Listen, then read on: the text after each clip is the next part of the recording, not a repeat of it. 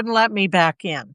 So anyway, I was saying this is like a Six of Wands day, except apparently not in terms of this system.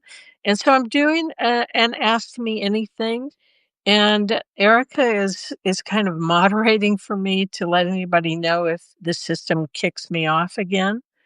So ask me anything, especially about ancestral work, mediumship work, the tarot. Um, questions. Priscilla, Elizabeth, Peggy, Susan, Erica. Erica, you must have a question. Yeah? So while Erica's typing a question, I'm going to say I have since Yule, or maybe in the last Samhain, I've really been working with charms, and it's something I haven't done before. And I am using them as a mediumship tool. Um, I don't typically interpret them. I will pull 3 charms for someone and hope that, there is some meaning for them. Erica, what's your favorite deck for ancestral work and why? My go-to deck, period, is the Robin Wood Tarot. And I think this is my 4th or 5th deck because I use them so much I wear them out. But during Samhain, I typically use the Relative Tarot. I'm going to show you the box, but it's out commercially from Wiser, but I bought it when it was a Kickstarter many years ago. And it came with one reason I like it is it came with a tarot deck, but it also came with, I think they called it a spirit deck. And there are cards like Forget Me Not, um, Drama. I think there's about 60 cards in this supplementary deck. And when I'm doing ancestral work, I will typically work with the tarot deck and with the spirit deck, um, because it gives me a sense of who's there. And just like tarot, although I know tarot really well because I've been reading it for 40 plus years, maybe 50 plus years, um, I'm clairaudient, so I will always pay attention to what I hear. And I'll give you an example. I was reading last Samhain for someone, and I drew a spirit card, and it had a picture of a fisherman with kind of a raggedy sweater and a dog. And I said, I don't know why, but I'm hearing Norwegian elk hound. Well, this person's ancestry was Norwegian. So I knew that I was pulling through an ancestor of theirs from Norway. And I don't know what a Norwegian elk hound looks like, but I heard that word when I saw the dog. So a lot of the work I do in regular readings, which I don't do very often, but especially ancestral and Sabbath readings, I really pay attention to what I'm hearing. Priscilla, what type of charms? I've got like a container here. I can't show you really well without dumping it. But what I do, they're any kind of charm. I don't have a type. And when I'm pulling a mediumship charm for someone, I literally reach in until a charm sticks to my fingers. So for you, I don't know if this means anything to you. I got a skein of yarn. And now I wouldn't interpret it. As I tell people, it's like a medium saying, I see somebody wearing red shoes. Medium doesn't know who's wearing red shoes or what the red shoes signify, but hopefully the person that you're reading for does know why. I'm looking through this. Erica, and let me get back to Erica's first question though about why I use that deck for ancestral work. I use Robin Wood. Okay, when I'm doing Sabbath readings, particularly at Samhain, I'll use more than one deck. I will use my own ancestral magic oracle. I'll use Robin Wood, I use Relative Tarot, and I have the Seasons of the Witch. I have all 8 of those decks, so I'll pull out the Samhain one, and I really read from the one that I feel called to, and sometimes I'll read from 2 decks at the same time. I pay a lot of attention to what I hear and what I feel. And I think as you read tarot, I know a lot of people love oracles because you don't have to memorize 78 cards. And I get it. But once you learn those cards, at that point, you're really free to jump off. And I know the card, but I could turn over the Fool, for example, and I could hear somebody in my ear. It could be spirit, it could be something I read a long time ago that doesn't really traditionally fit the Fool, but I know it's the right thing. So I do depend on my intuition a lot when I do readings. Peggy, I've bought them from Etsy, I bought them from Amazon, um, and I don't interpret them for other people generally. Unless I do, and again, I'm paying attention to my intuition. For me, the charms that I get, I either want to be silver or I want to have like a vintage, and I'll show you one. This is kind of a vintage look. I I have some gold ones, but it's like jewelry. I never wear gold jewelry. There's something about gold that is not a good sync with me. So again, pay attention, to your intuition. Erica, how do you define mediumship and how do you do cards to do mediumship? Well, if you don't know Erica, she is probably the world's best Lenormand reader.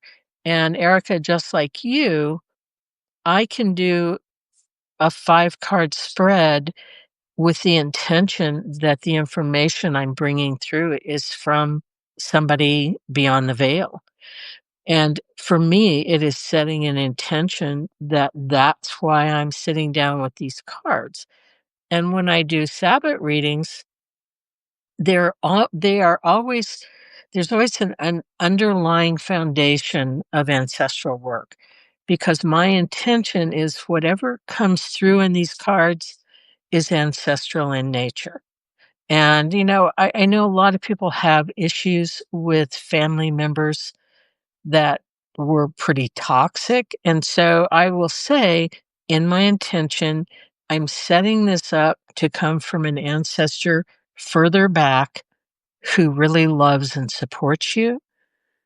I hope that makes sense. And if not, give me a little bop.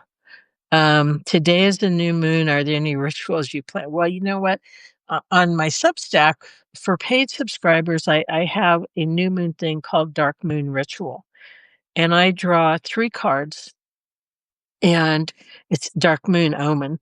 Um, I draw one from it's called the Red Tarot, and it's by Camellia Elias, and it's only the major arcana, and it's abstract drawing, and it's all red.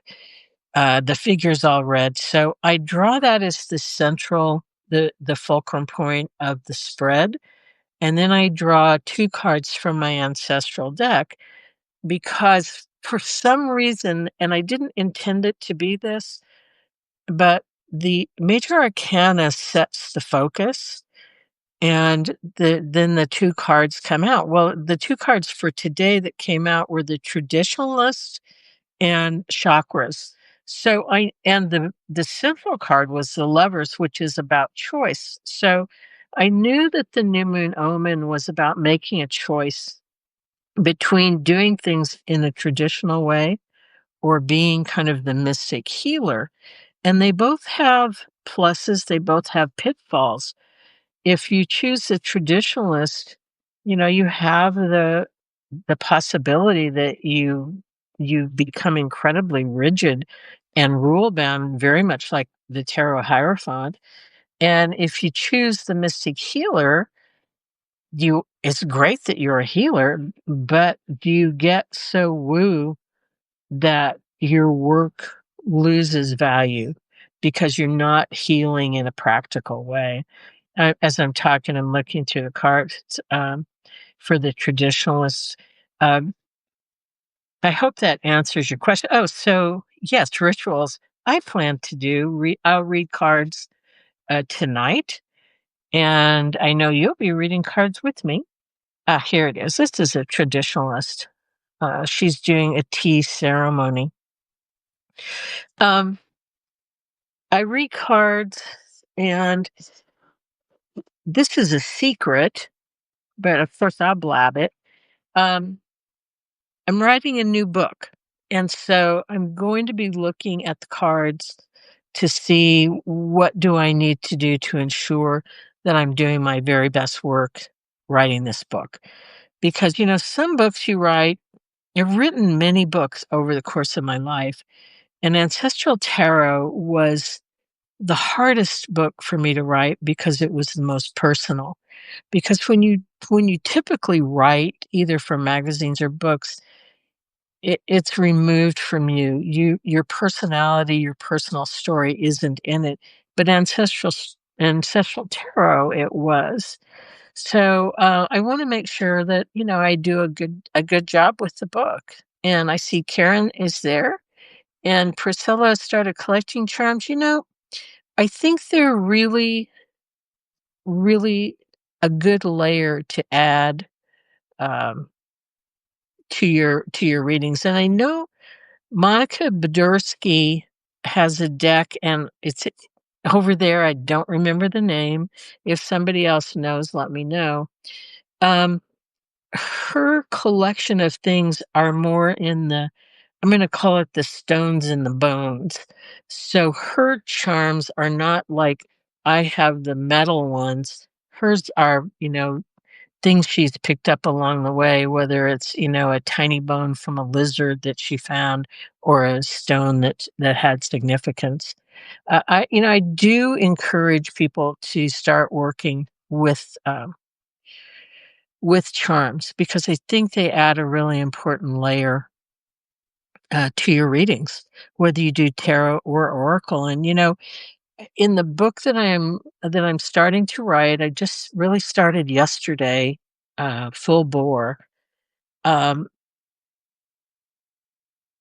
I don't want to say too much about it, but in terms of going back to the question about learning tarot, I'm really trying to write it so that it's equally valuable if you're a tarot reader or an oracle reader, because I know oracle, I just know the thought of learning 78 cards can be daunting. And, it took me a long time to really know the cards and be comfortable with them. So don't if you're new to tarot, use the little white book or buy a good beginner tarot book. I think Ethany has one. I know there are many. And if anybody knows another beginning tarot book, throw it in here. If you're new to the craft. And, Erica and Melissa are Priscilla are the only people I am seeing here asking a question. Ash, where can I purchase your book? At Amazon. It's always on Amazon and possibly your local bookstore. You may have to order it there, but on Amazon, I think it's if you have Prime, I think it's probably a next day delivery. Oh, and I see Erica answered your question. You're welcome, Ash. So this is where I really wanted to come and answer anything about doing ancestral work. I know that most people, and I'm making a real broad brush assumption here, most people only know their family tree back to their grandparents. And the only reason I happen to know mine back a lot further is because I've literally spent a lifetime researching it. So if you're actually interested in learning more about your family tree and don't want to spend money for ancestry, go to familysearch.org. That is the website for the Mormon Church. And they have amazing resources and everything on there. You search anything you want for free. Um, it's a great starting point to get you back another generation, if that's something that you're interested in. Looking to see if there are any more questions. Hey, Sue, I'm looking. Anybody else have a question? I am going to just draw a card for everybody that's on here right now before I end, and thank you for hanging in there through me getting booted off the system. Everybody, we have the philanthropist, the Six of Pentacles. So here's the real question in this card. Who's receiving more? The person getting the coins or the person giving the coins? So if you're doing this reading for somebody else and you draw this card, that is really the question to ask them. Are you the philanthropist, the giver, or are you the receiver? Because looking at this card, we really don't know which one of these people is represented by the person we're reading for. So maybe ask yourself this. Are you the giver or are you the receiver today? And let me just, before everybody pops off here, I'm going to draw a charm. This is I don't do collective readings, but I'm going to do it right now. Charm that I hope fits for everybody. Well, interesting. A unicorn. And if you read Ancestral Tarot or Ancestral Grimoire, I do talk about, I think unicorns probably did exist at some point in the past. And I think we humans just forgot how to be magical and we stopped believing in magic. But I think unicorns were around at one point in time, and I think they're around, kind of in our collective unconscious probably. So, okay, I don't even, let's see.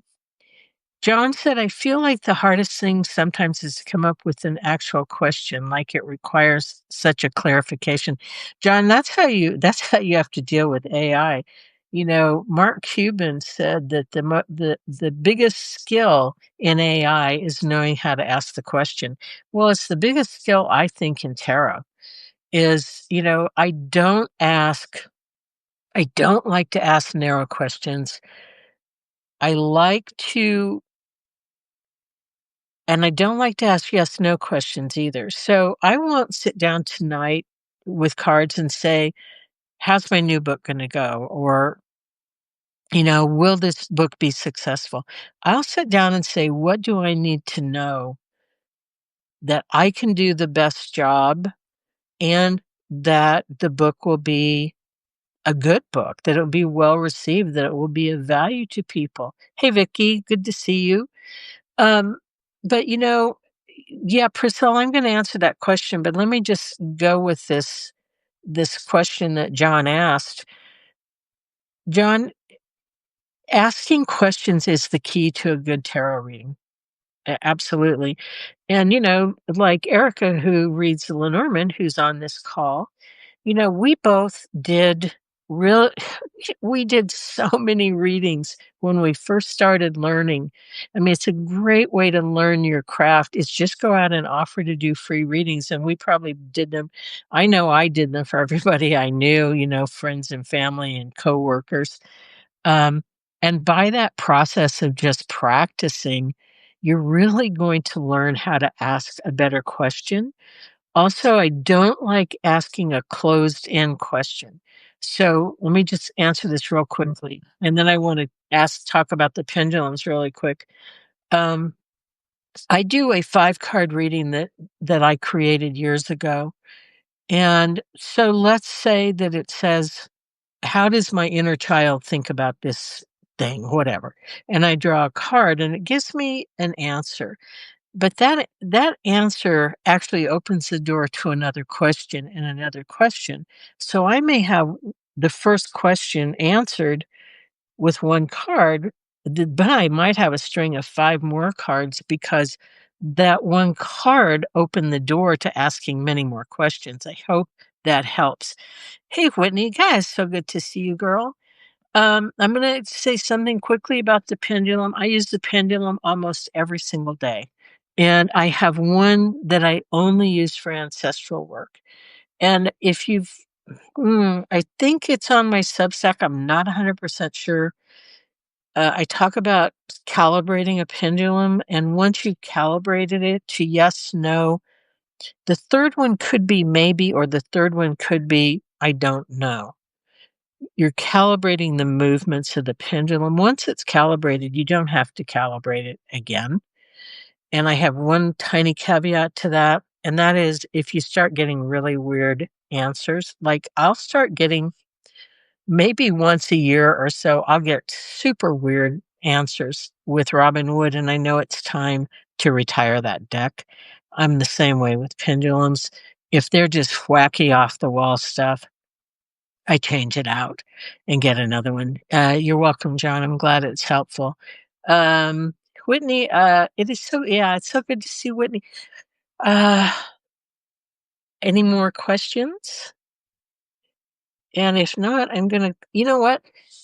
I got kicked out of the system. Now it's like, because this is the first live I've done, I don't actually know how to get out of this system.